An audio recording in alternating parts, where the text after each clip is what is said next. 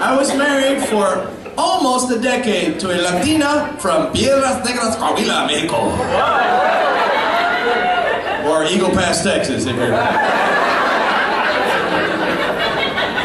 One of the things I remember the most was the difficulty in communications, because a lot of her family members spoke no English, and so it was up to me to kind of break it down. We'd get some tequila and we'd just start talking back and forth in English and Spanish. Like her dad, Arturo was his name, he would talk to me in Spanish, English, and sound effects.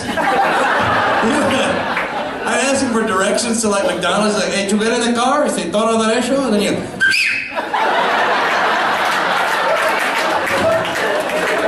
Cuando yo soy the mailbox, pues... Entonces, there's the McDonald's, but... I don't have hydraulics, Arturo.